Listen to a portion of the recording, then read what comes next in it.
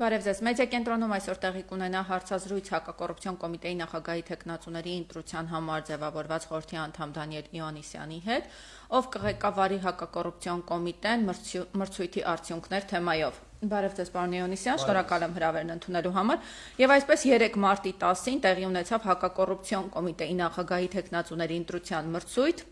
Կոռուպցիոն հանցագործությունները քննող կոմիտեի ղեկավարի թափուր պաշտոնի համար դիմումներ են ներկայացրել 5 անձինք։ Հիշեցնեմ, որ հակակոռուպցիոն կոմիտեի ղեկավարի պաշտոնը թափուր է 2024 թվականի նոյեմբերից, երբ վարչապետ Փաշինյանը SMS-ի միջոցով կոմիտեի ղեկավար Սասուն Խաչատրյանին հորդորեց հրաժարական տալ։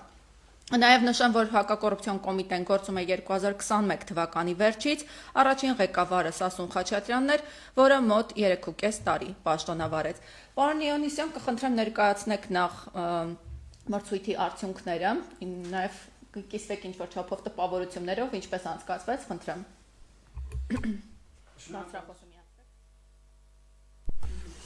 Շնորհակալություն։ Ինչպես գիտեք, նոյեմբեր ամսից հակակոռուպցիոն կոմիտեի նախագահի պաշտոնը թափուր էր, ուրեմն թեկնածուների ընտրության համար ձևավորվել էր մրցութային խորհուրդ, բաղկացած 6 անդամներից, որոնցից մեկը բարձրագույն դատական խորհրդից, մեկը դատախազությունից, մեկը ազգային ժողովից, մեկը ուրեմն գործադիր իշխանությունից եւ 2-ը քաղաքասարակությունից, հանձնաժողովում տեղ ուներ, բայց այդ տեղից չի օգտվել համապատասխան որակավորում, կարծեմ համապատասխան որակավորում չունեցող կադրի պատճառով մարդու իրավունքների պաշտպանը, այսինքն 7 առավելագույն անդամից 6 անդամ կար, մրցութային խորհուրդը ըստ էության նպատակ ունի մի քանի թեկնածուների ցուցակ կազմել եւ այդ ցուցակը ներկայացնել կառավարությանը, որ կառավարությունը այդ թեկնածուներից ընտրի հակակոռուպցիոն կոմիտեի նախագահին, առաջին փուլում մրցույթի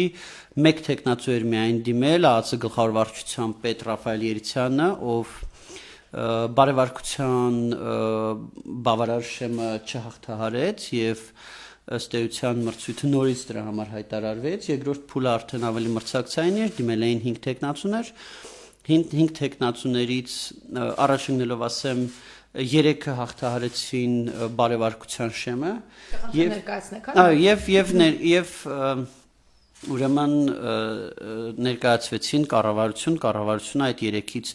մեկին կնշանակի հակակոռուպցիոն կոմիտեի նախագահ տեսականորեն ասելով օրենքի համաձայն կառավարությունը կարող է նաև ոչ մեկին չնշանակել եւ այդ դեպքում նորից մրցույթ կլինի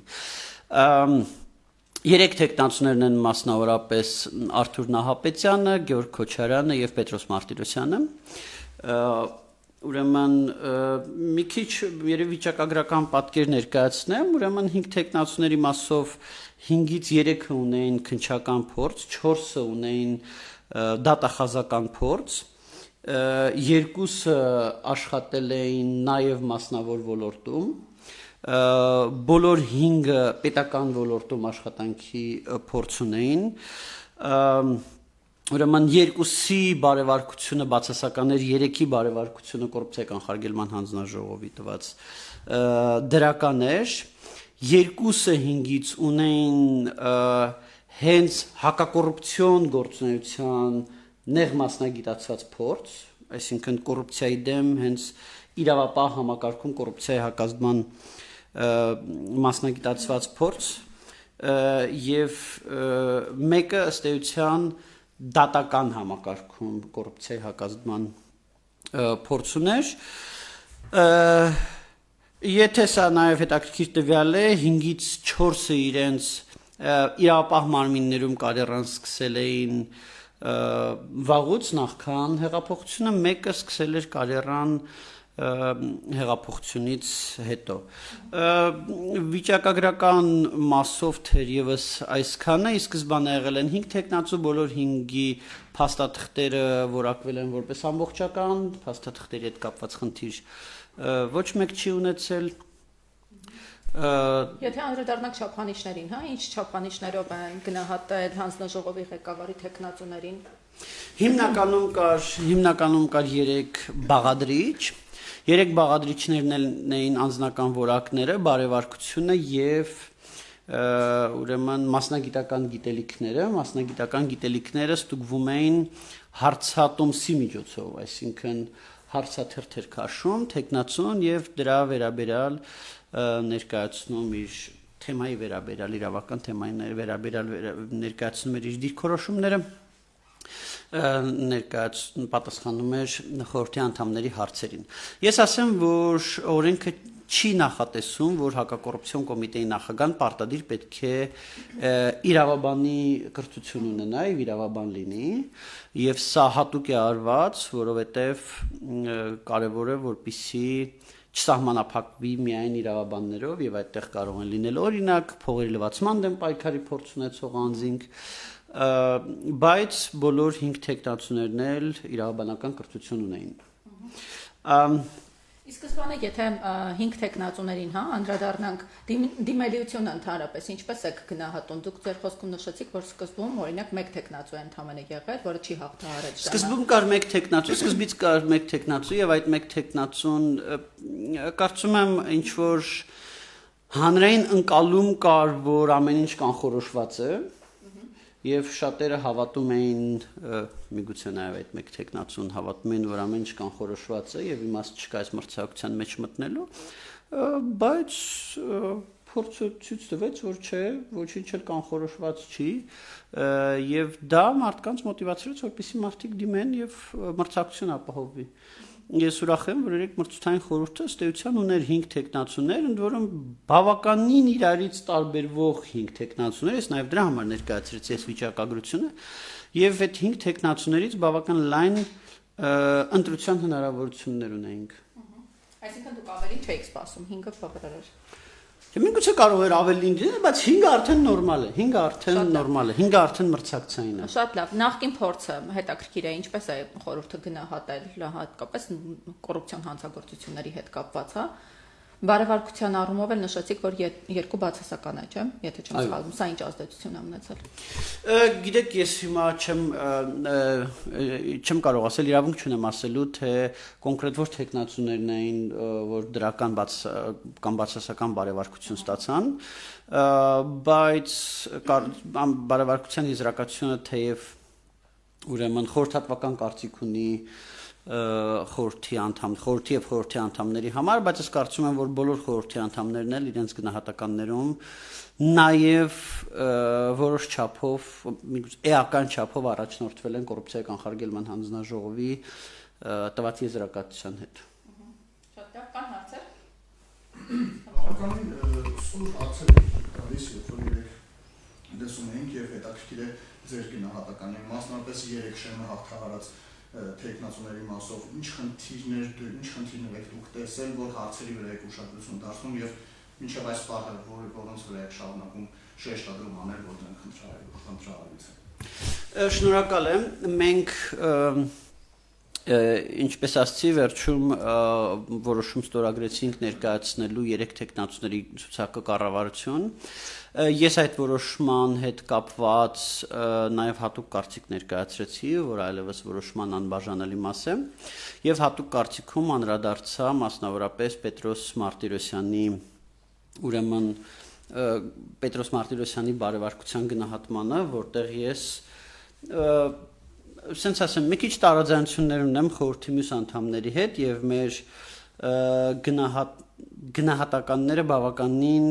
տարբերվող էին։ Իմ մոտեցումը այն էր, որ Պետրոս Մարտիրոսյանի բարևարկությունը այդուհանդերձ այնքան բարձր չի, որքան որ ես կարծում եմ, որ պետք է լինի հակակոռուպցիոն կոմիտեի նախագահի բարևարկությունը, որովհետև իրականում խոսքը գնում է այնպիսի պաշտոնի մասին, որտեղ ուղղակի անբասիր բարևարկություն է պետք։ Այսինքն մենք չենք կարող այս պաշտոնի համար նույն չափորոշիչներով կամ նույն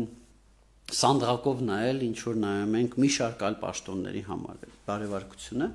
Եվ այս առումով մասնավորապես 4 խնդիր կար, որ ես արձանագրել եմ իմ հատուկ կարծիքի մեջ։ Մեկը դա այնն է, որ պարոն Մարտիրոսյանը հանդիսանալով ուրեմն տեսչական մարմինների աշխատանքների համակարգման գրասենյակի ղեկավար, Զանգեզուրի պղմձամոլիբդենային կոմբինատում աշխատողների աշխատանքային պայմաններից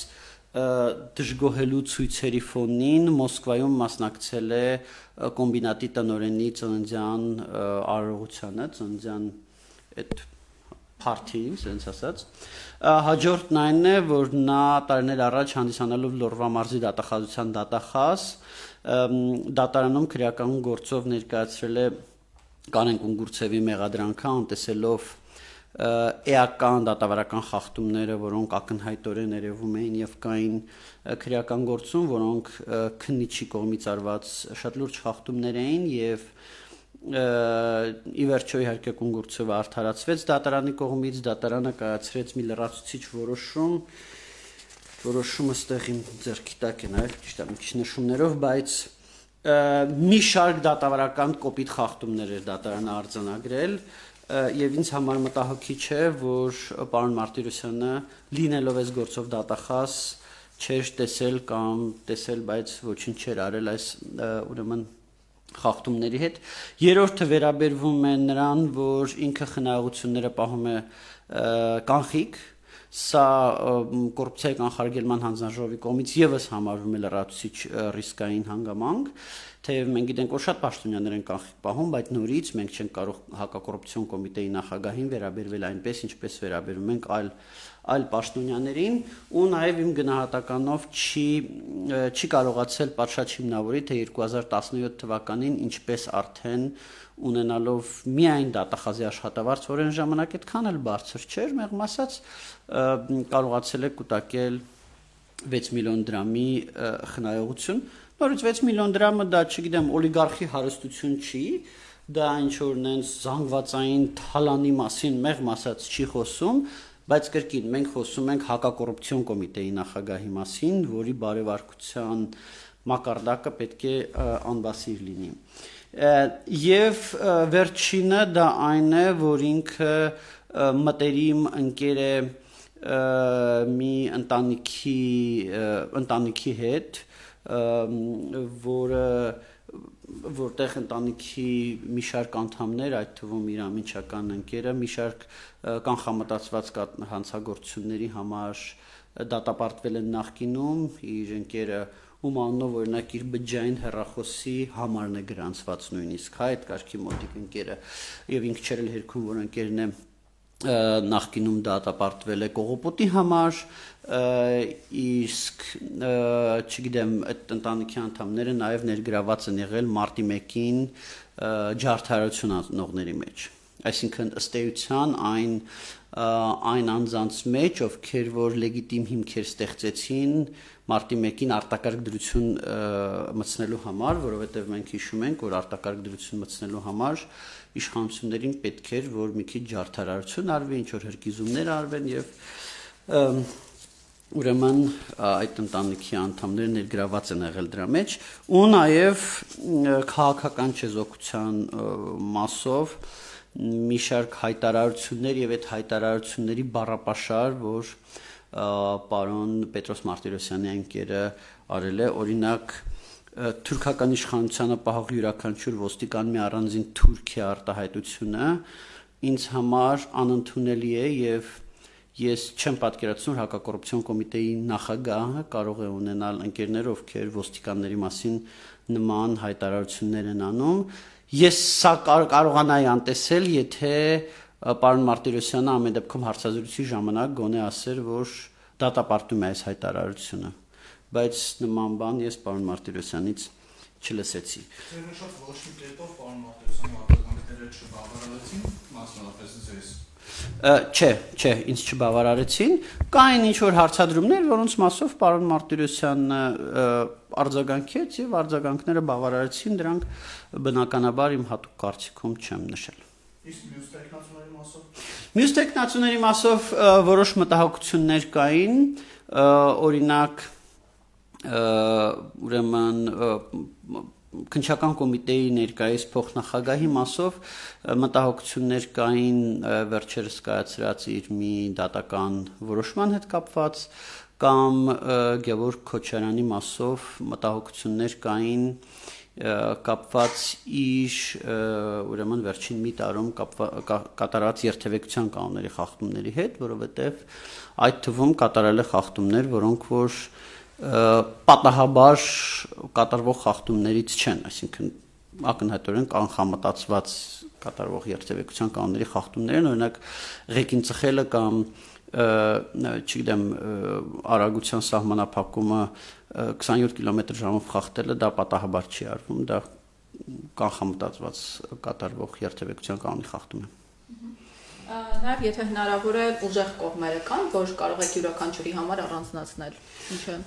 ուժեղ կողմերի մասով ես կարող եմ առանձնացնել, որ պարոն ուրեմն պարոն Պետրոս Մարտիրոսյանի մասով իհարկե ուժեղ կողմը դա այն է, որ ինքը ամեն դեպքում բավականին փորձ ունի տեսչական մարմինների հետ աշխատանքի, ճիշտ է, այդ փորձի հետ կապված ես որոշ մտահոգություններ ունեմ, բայց ամեն դեպքում գիտեք փորձը նույնիսկ խնդիրներով փորձը դա փորձ է եւ սա բավական կարեւոր է։ Ուրեմն պարոն Արթուր Նահապետյանի մասով ինձ թվում է, որ բավականին ինձ դուր եկավ իր բարեվարկությունը,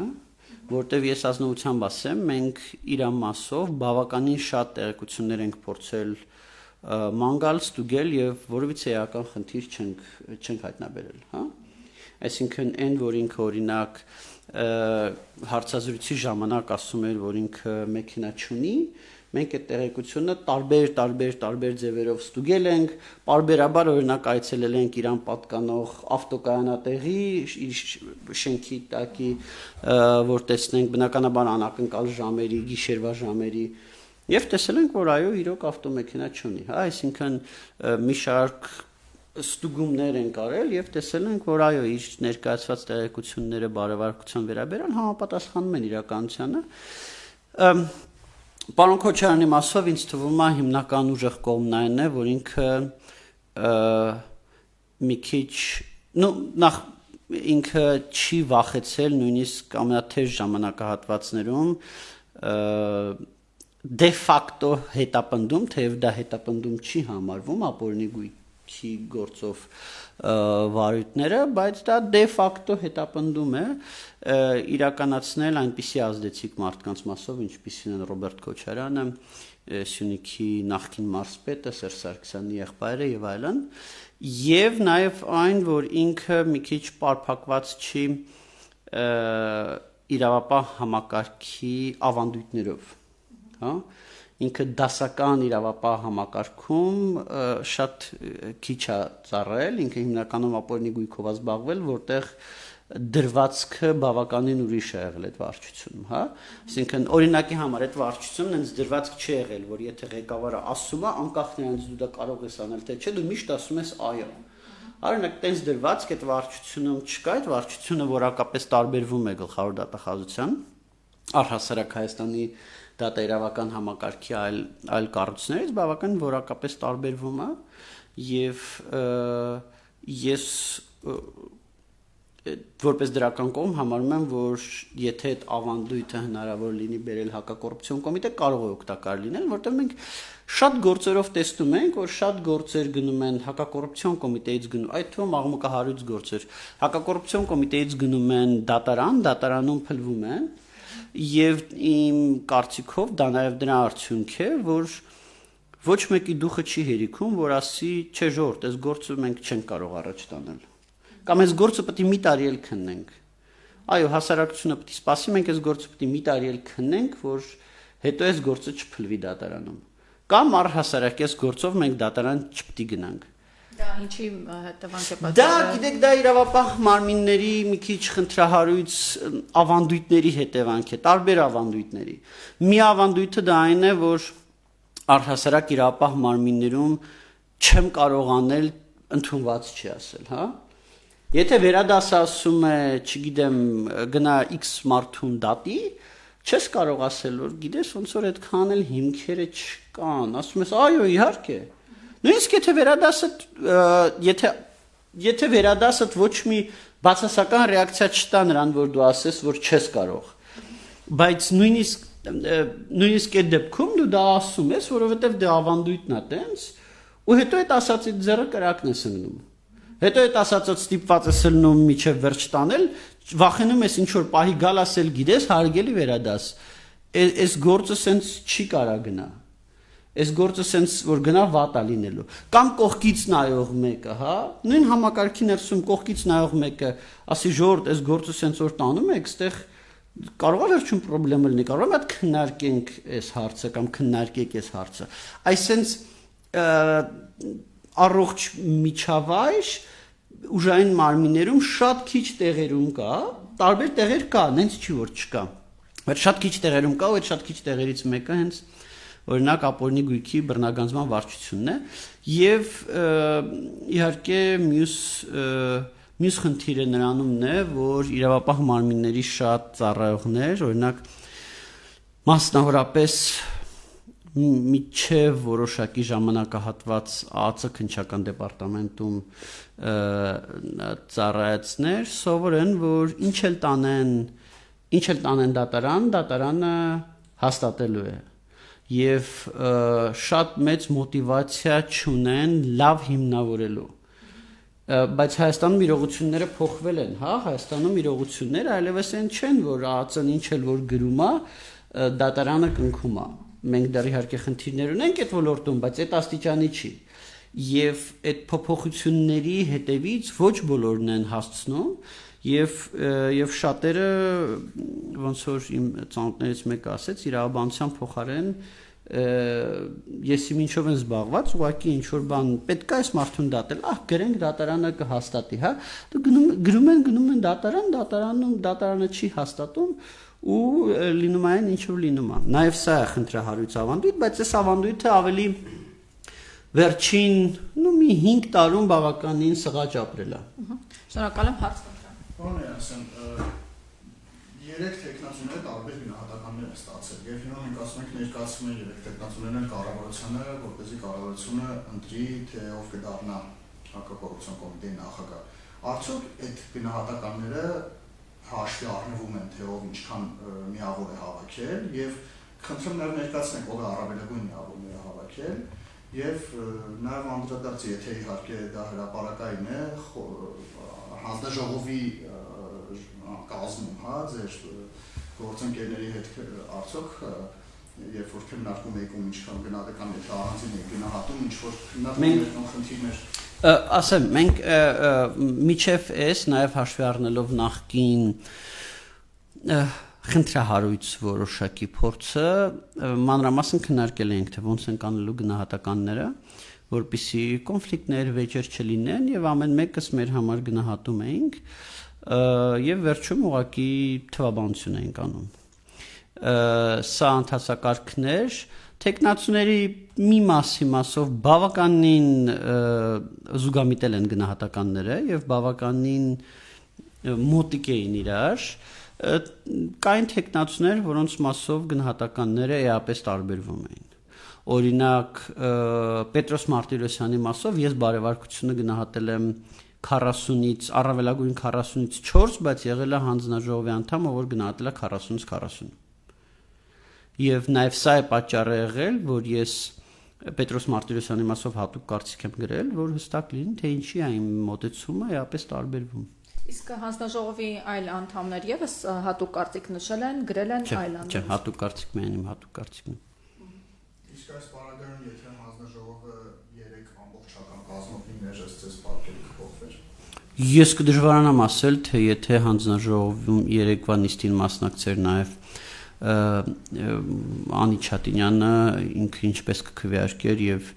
ինչպի կարող է լիներ, կարող է նույն 3 տեխնացուները լինեին։ Իսկ հնարավոր չէ այնպեսի օր նշանակել։ Տեսեք, մենք Անի Չատինյանի մասով ինքը անձնական խնդիր ուներ, միանգամից ասեմ, որովհետեւ կասկած թող հասարակության մոտ չմնա, որ ինչ որ ուրիշ process-ներ են եղել, որոնց արդյունքում Անին չի մասնակցել նիստին, չէ։ Եվ այդ խնդիրները ծագել են հարցազրույցին նախորդող գիշերը, եւ օրենքի համաձայն մենք ժամկետ ունենք, թե երբ կարող ենք իրականացնել հարցազրույցը եւ երկուշաբթին դրա վերջին օրն էր։ Ըստ էության դրա վերջին օրը միջև էր, բայց քանի որ ոչ աշխատանքային օրեր էր, հա, օրենքի համաձայն հաջորդող աշխատանքային օրը երկուշաբթին էր։ Մենք իրավունք չունենք, մենք օրենք կխախտենք, եթե հետաձգենք։ Եվ նաև մյուս ժամկետների մասին էլ նշեք, թե ինչքան ժամկետ ունի կառավարությունը ընտրելու համար։ Ես անգիր չեմ հիշել ժամկետը։ Հա։ Ժամկետ կա, հստակ ժամկետ կա, եթե ես հիմա ճիշտ եմ հիշում մի ամիս, բայց ես կարող եմ սխալվել։ Ըստ էության օրենքի կարգավորումը հետեւյալն է, որ ժամկետ կա, որում կառավարությունը նշանակում է, այդ ժամկետում եթե կառավարությունը չնշանակի, ապա համարվում է այս մի մրցույթն էլ չկայացած, նոր մրցույթի են գնում։ Ինչը բայց եկեք համաձայնենք քիչ հավանական սցենարը։ Եվս մեկ հարց դուք նշեցիք, հա։ Եվ ներողություն նաև անդրադառնալով ձեր նախորդ հարցին կապված չափանիշների հետ, տեսեք, օրենքով կամ այլ ակտերով սահմանված չի, թե ինչ չափորոշիչներով պետք է կառավարությունը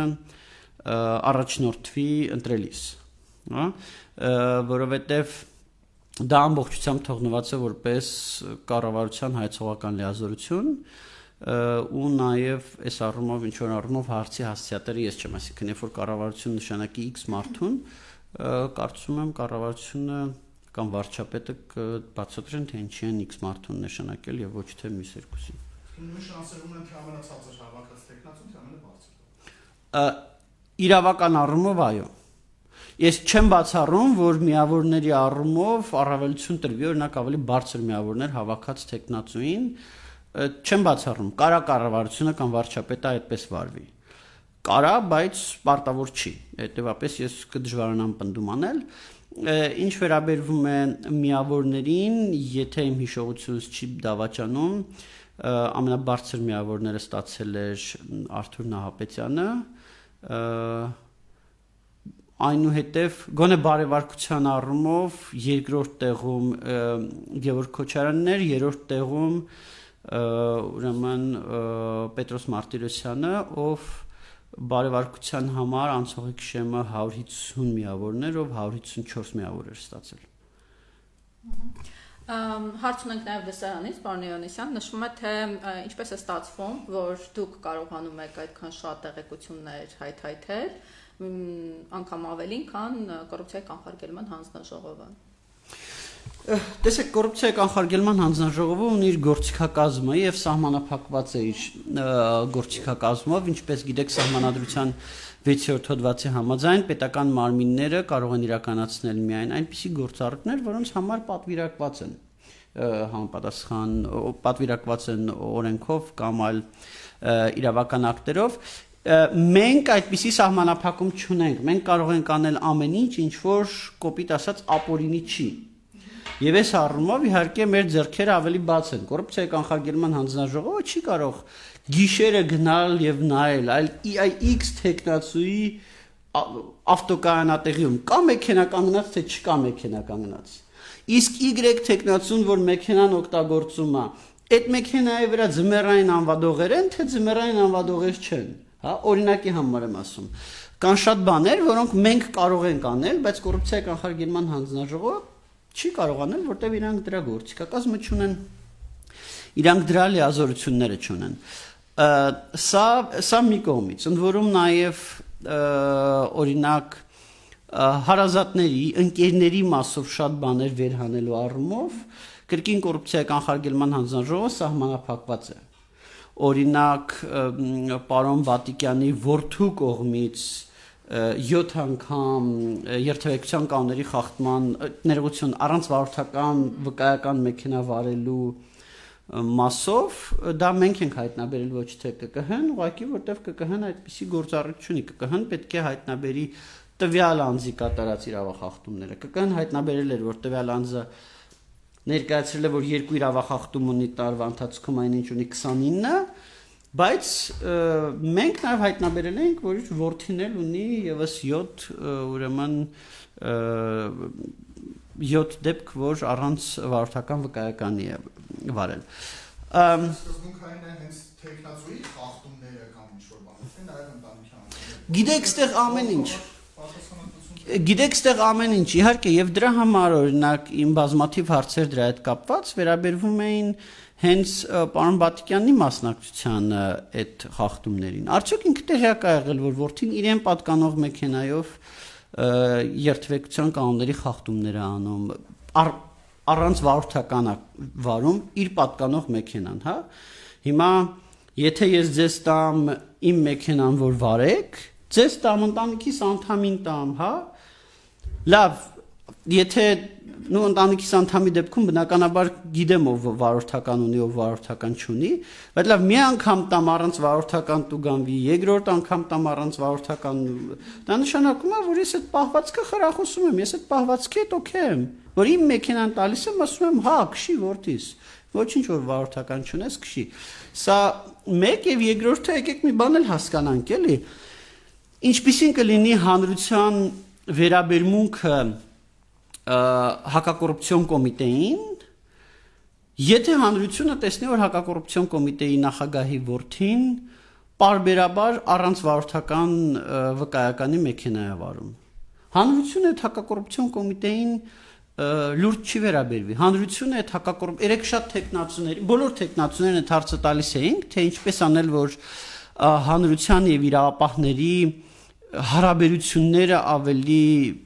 զարգանան, հանրությունը իրավապահներին ավելի շատ վստահի եւ շատ կարեւոր է, որ հակակոռուպցիոն կոմիտեի նախագահն այնպիսի անձ լինի, որը չի վանի հանրությանը, որի պահվածքը, որի նույնիսկ իրանց անկախ հանգամանքները, հա, որդու պահվածքը, նույնիսկ եթե իրանց ամբողջությամբ անկախ է, միևնույն է հանրային պատկերացումների վրա ազդելու է։ Պարոն Իոնիսյան, քիչ առաջ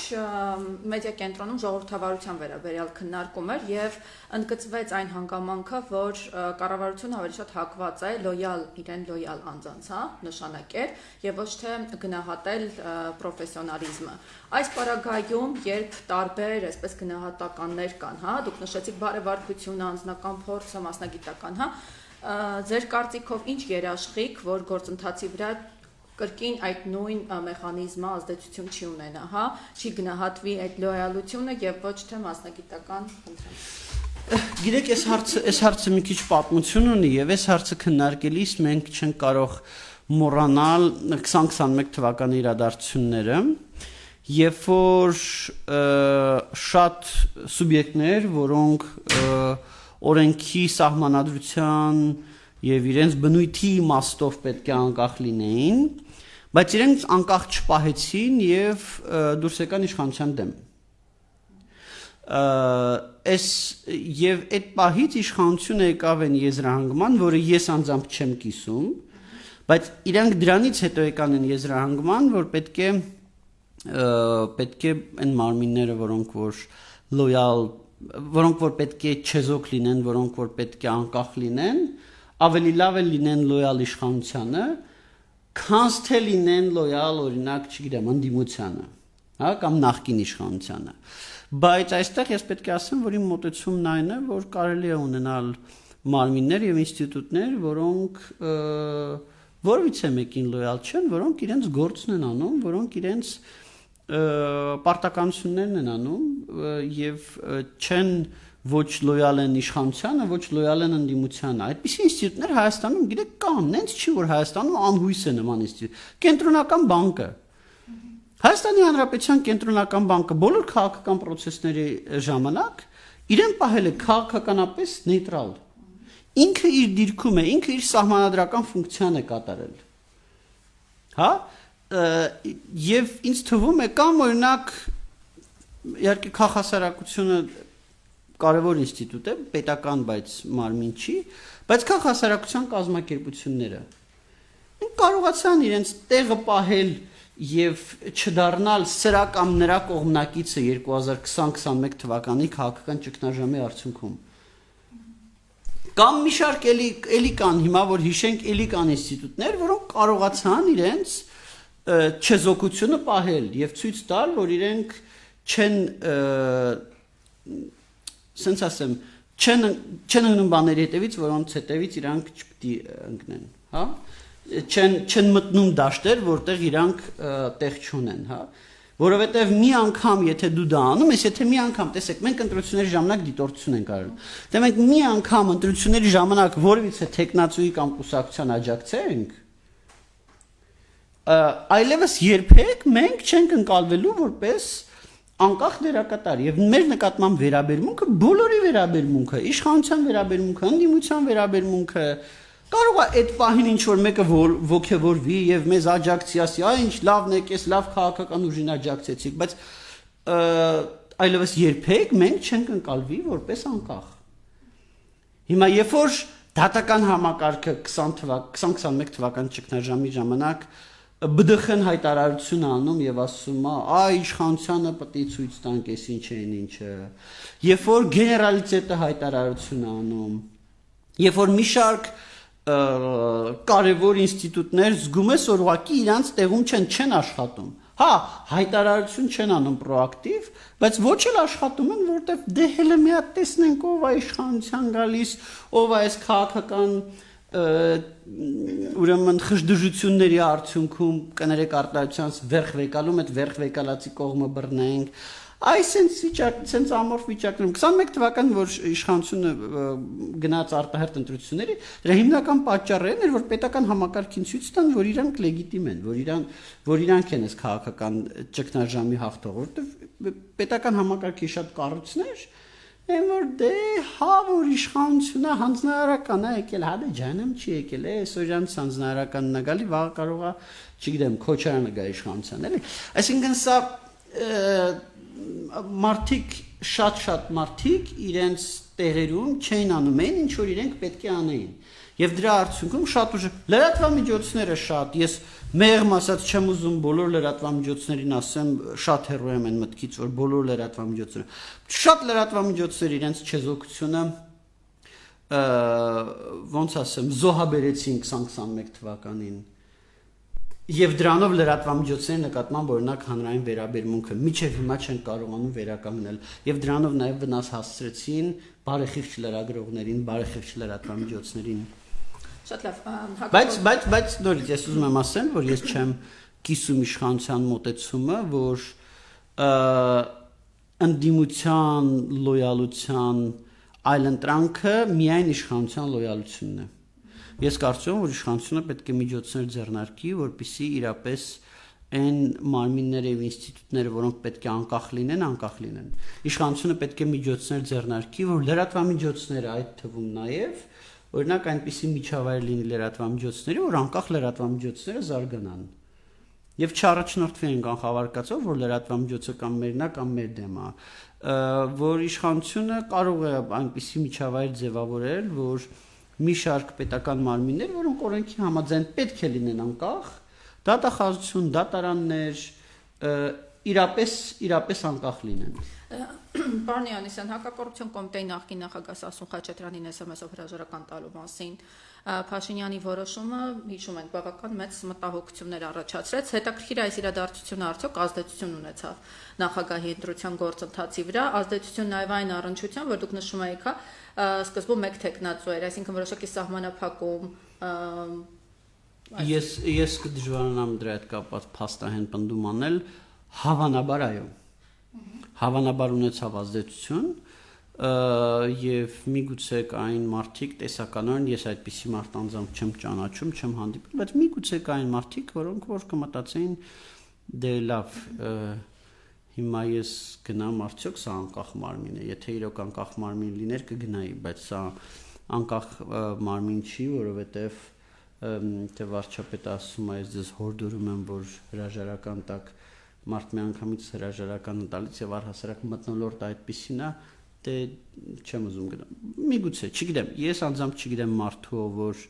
դրա պատճառով չի դիմել, բայց ես չեմ բացառում, որ դա կարող է լինել խոչընդոտ։ Ամեն դեպքում եկեք արձանագրենք, որ անկախ մարմինների անկախության հետ կապված խնդիրը ոչ սկսվել, ոչ ավարտել է ուրեմն նոյեմբերին վարչապետի SMS-երով։ Եվ սա ավելի գլոբալ խնդիր է։ Լավ, եւ եթե ամփոփենք ամեն դեպքում Ես ուղղակի գիտեք, այս այնքան գլոբալ խնդիր է, մենք երբեմն նույնիսկ չենք